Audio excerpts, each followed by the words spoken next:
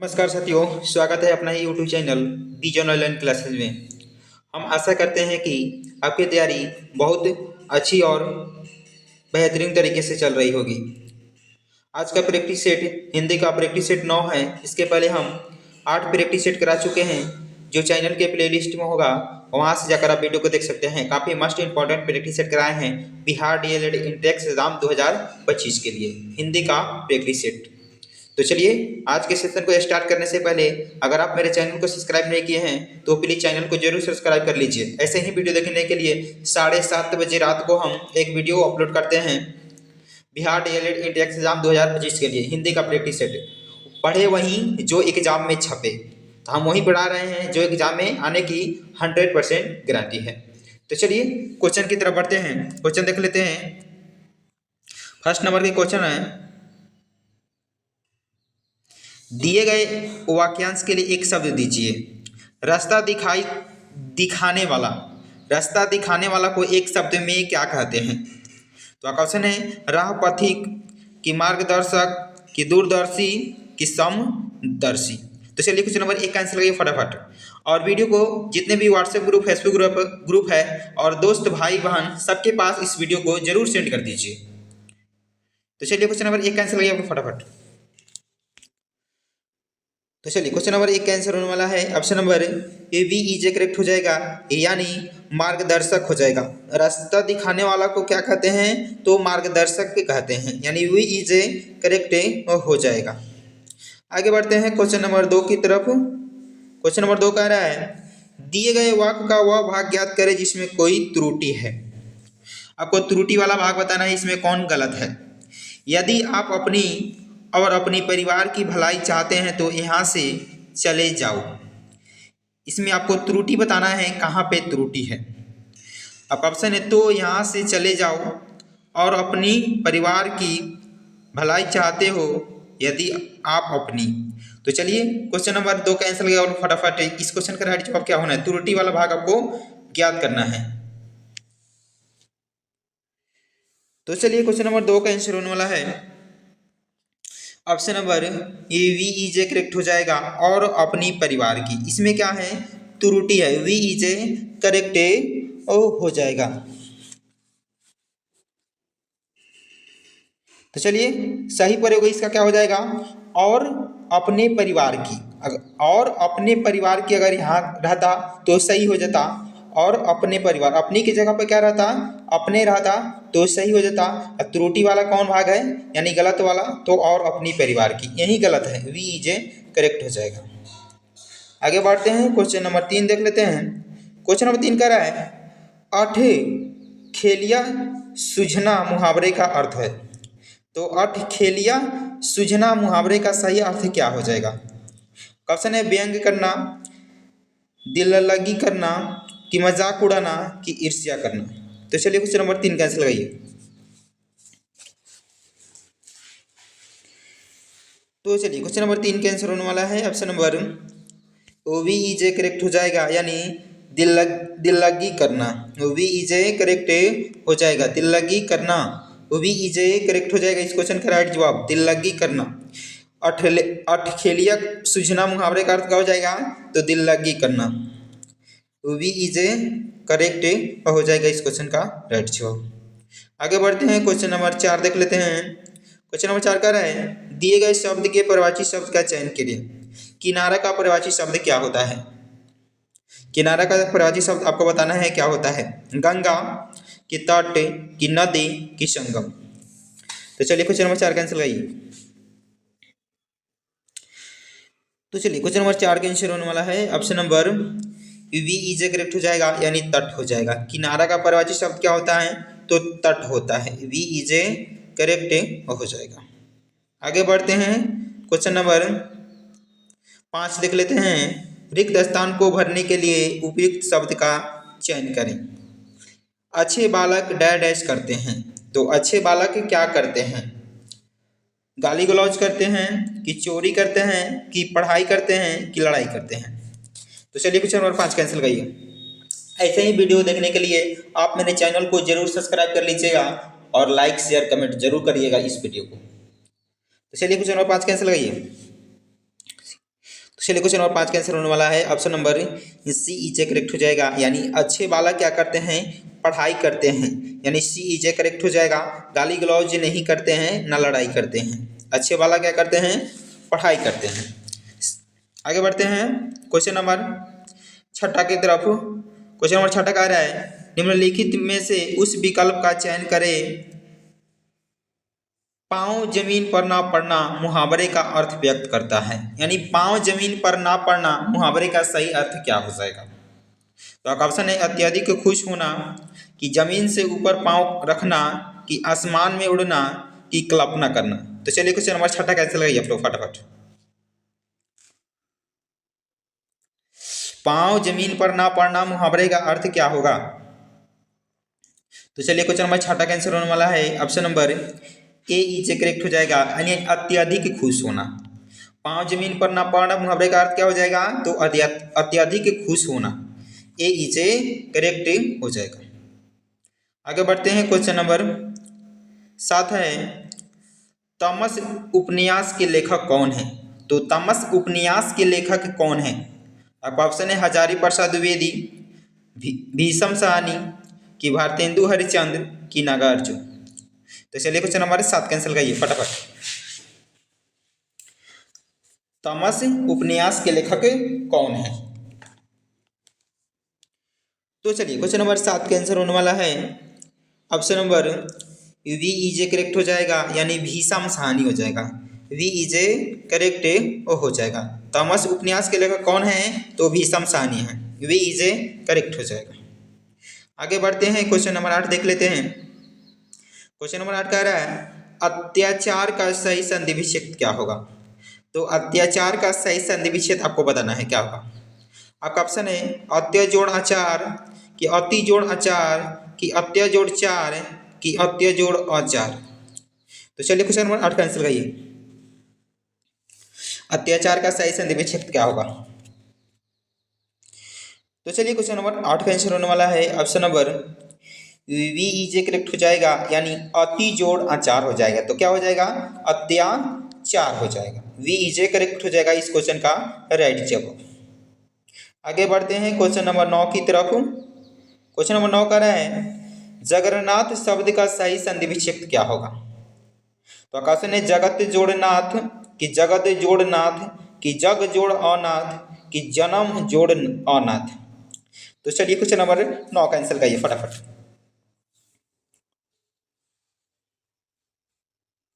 तो चलिए question number 9 का आंसर होने वाला है ऑप्शन नंबर ए इजे करेक्ट हो जाएगा। यानी जगत जोड़नाथ हो जाएगा।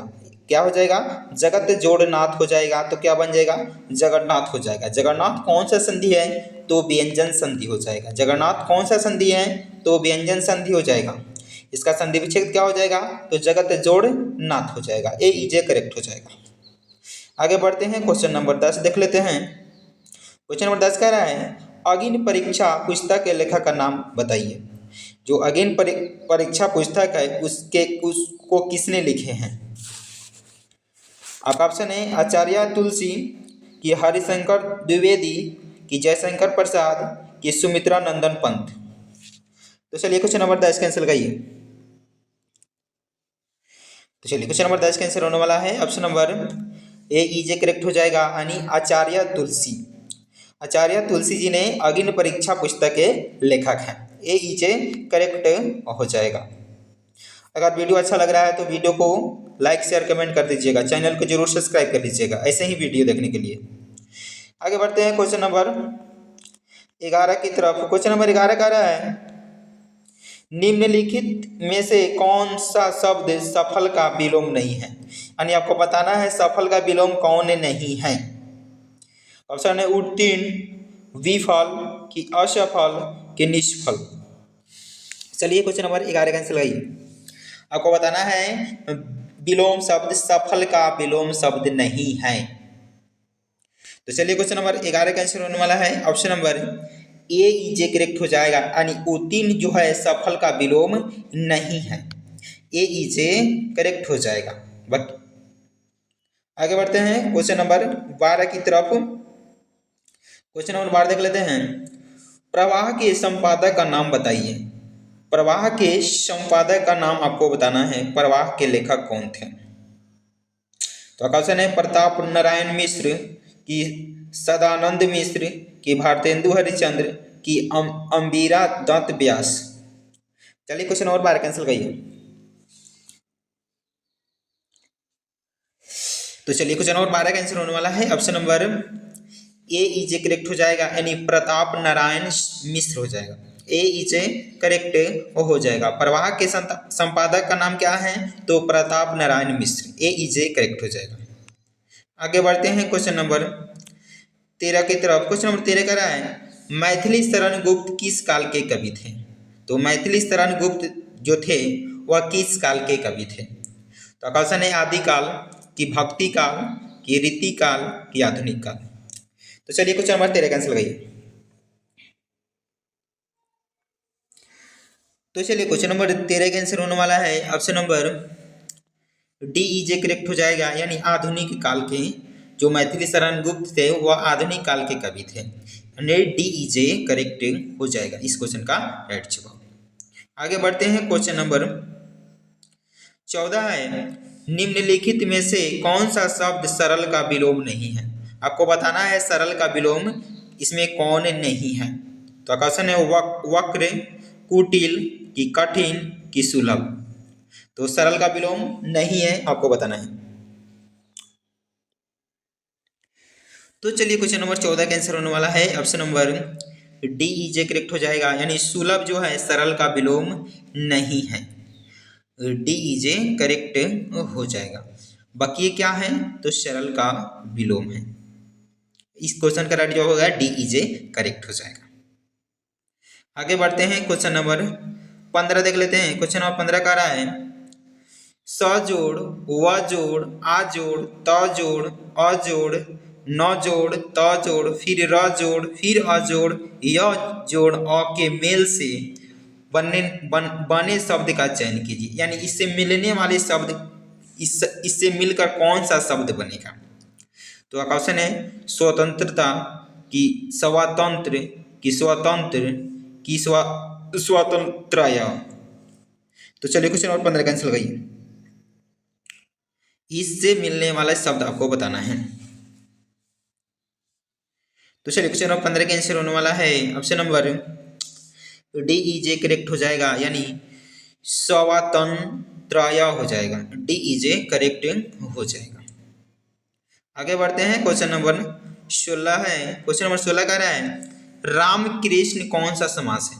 तो राम कृष्ण कौन सा समास है आपको बताना है। तो ऑप्शन है द्वंद्व समास की बहुब्रीहि समास की नज समास की कर्मधारय समास। तो चलिए क्वेश्चन नंबर 16 कैंसिल लगाइए। राम कृष्ण में कौन सा समास है? तो चलिए इस क्वेश्चन का राइट जवाब होने वाला है option number A is correct हो जाएगा, यानी द्वंद्व समास हो जाएगा। यानी द्वंद्व समास में क्या होता है? एक दूसरे का ऑपोजिट होता है। यहाँ देखिए राम और कृष्ण, राम कृष्ण का उल्टा है, तो इसमें क्या हो जाएगा?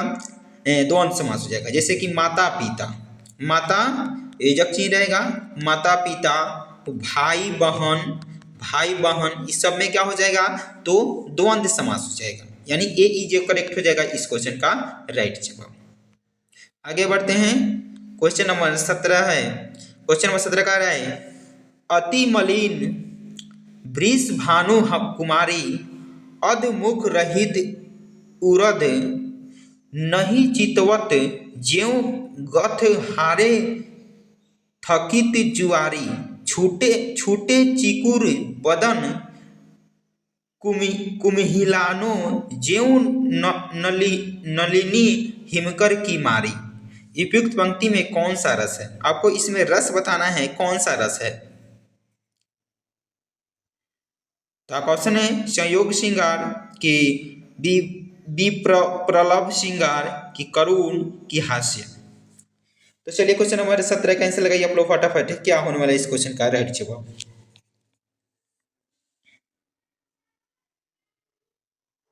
तो चलिए क्वेश्चन नंबर 17 का आंसर होने वाला है option number B is correct हो जाएगा, यानी बी प्रलभ श्रृंगार हो जाएगा। बी इज करेक्ट हो जाएगा इस क्वेश्चन का राइट जवाब। वी इज ए करेक्ट हो जाएगा, वी इज ए करेक्ट हो जाएगा।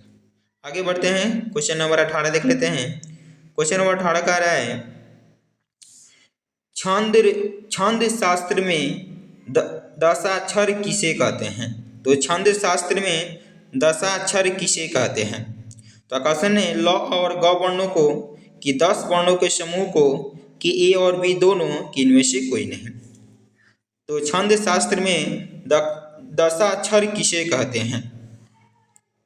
तो चलिए क्वेश्चन नंबर 18 कैंसिल लगाइए। तो चलिए क्वेश्चन नंबर 18 कैंसिल होने वाला है। Option number A is a correct हो जाएगा, यानी ल और ग वर्णों को क्या कहते हैं, तो दशाक्षर कहते हैं। ए इज ए करेक्ट हो जाएगा। आगे बढ़ते हैं क्वेश्चन नंबर 19 की तरफ। क्वेश्चन नंबर 19 कह रहा है 24-24 मात्राओं की 2 पंक्तियों वाले छंद को क्या कहते हैं। जिसमें 24-24 मात्राओं की 2 पंक्तियां वाले छंद को हम क्या कहते हैं। रोला कहते हैं कि कुंडलिया कहते हैं कि दोहा कहते हैं कि सोरठा कहते हैं। तो चलिए क्वेश्चन नंबर 19 कैंसिल लगाइए।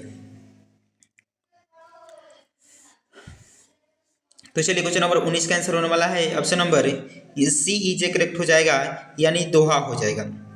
सी इज ए करेक्ट हो जाएगा। आगे बढ़ते हैं, क्वेश्चन नंबर 20 है।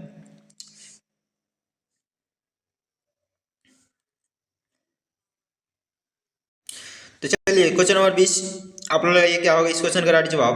क्वेश्चन नंबर 20 कह रहा है माया महा ठगिनी हम जानी, तीर गुण फांस लिए कर कर डोलय बोलय मधुरी बानी। उपयुक्त पंक्ति में कौन सा अलंकार है।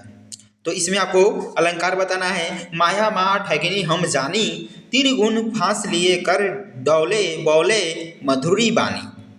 इसमें आपको अलंकार बताना है, कौन सा अलंकार है। तो क्वेश्चन है अनियोक्ति कि रूपक कि यमक कि सलेश। तो चलिए क्वेश्चन नंबर 20 कैंसिल गई। तो चलिए क्वेश्चन नंबर 20 कैंसिल होने वाला है option number A D is a correct हो जाएगा, यानी सलेश अलंकार हो जाएगा। डी इज ए करेक्ट हो जाएगा इस क्वेश्चन का राइट जवाब। आगे बढ़ते हैं क्वेश्चन नंबर 21 की तरफ। क्वेश्चन नंबर 21 बोल रहा है धाए धाम काम सब त्यागी, यानी धाए धाम काम सब त्यागी उपयुक्त छंद किस प्रकार का है। तो धाए धाम काम सब त्यागी, इसमें आपको छंद बताना है किस प्रकार का छंद है। तो क्वेश्चन है दोहा, सोरठा कि वरवय कि चौपाई। तो चलिए क्वेश्चन नंबर 21 का आंसर लगाइए फटाफट। तो चलिए क्वेश्चन नंबर 21 का आंसर होने वाला है option number D is a correct हो जाएगा, यानी चौपाई हो जाएगा। डी इज ए करेक्ट हो जाएगा। आगे बढ़ते हैं क्वेश्चन नंबर 22 देख लेते हैं। क्वेश्चन नंबर 22 बोला है जो सुमिरत सीधी होई, जो सुमिरत सीधी होई गण नायक करिवर बदन करहु अनुग्रह सोई, बुद्धि राशि शुभ गुण सदन। उपयुक्त पंक्ति में कौन सा छंद है। जो सुमिरत सीधी होई गण नायक करिवर बदन करहु अनुग्रह सोई, बुद्धि राशि शुभ गुण सदन। इसमें आपको छंद बताना है, कौन सा छंद है। तो क्वेश्चन है सोरठा कि बरवय कि चौपाई कि दोहा। चलिए क्वेश्चन नंबर 22 का आंसर लगाइए। तो चलिए क्वेश्चन नंबर 22 का आंसर होने वाला है ऑप्शन नंबर ए ई जे करेक्ट हो जाएगा, यानी सोरठा है। ए ई जे करेक्ट हो जाएगा। आगे बढ़ते हैं क्वेश्चन नंबर 23 की तरफ।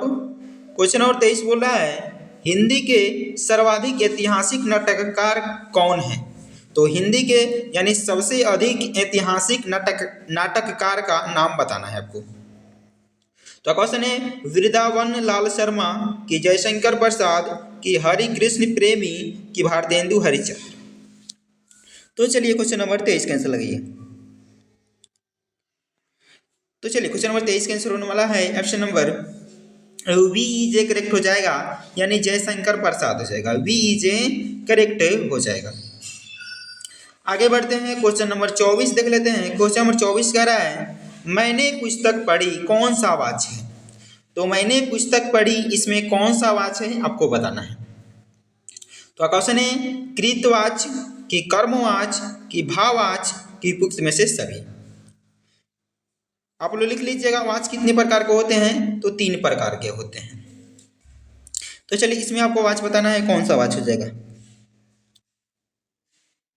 तो चलिए क्वेश्चन नंबर 24 का आंसर होने वाला है ऑप्शन नंबर ए ई जे करेक्ट हो जाएगा, यानी कृतवाच हो जाएगा। ए ई जे करेक्ट हो जाएगा, जिसमें क्या होता है कर्ता पर फल पड़ता है उसे कृतवाच करते हैं, और जो कर्म पर फल पड़ता है उसे कर्मवाच कहते हैं।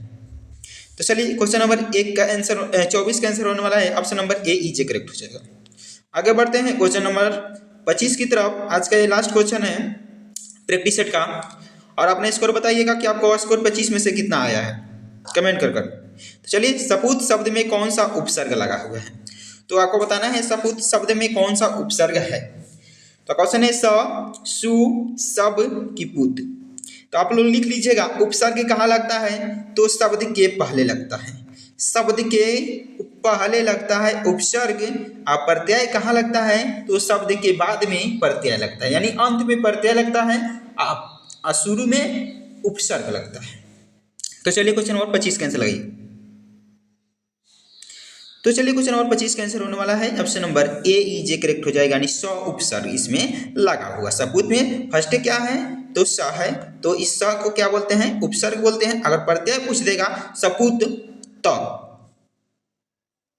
प्रत्यय लास्ट में हो जाएगा और उपसर्ग पहले हो जाएगा, तो इसमें स उपसर्ग है, ए ई जे करेक्ट हो जाएगा। चलिए आज के लिए इतना ही था, फिर मिलते हैं नेक्स्ट वीडियो में। अगर वीडियो आपको अच्छा लगा हो तो वीडियो को जरूर ज़्यादा से लोगों से शेयर कर दीजिएगा, जितने भी भाई बहन और व्हाट्सएप ग्रुप फेसबुक ग्रुप है उसमें जरूर इस वीडियो को शेयर कर दीजिए। जय हिंद दोस्तों, आपका दिन शुभ हो और आपकी तैयारी अच्छी से चलती रही और आपकी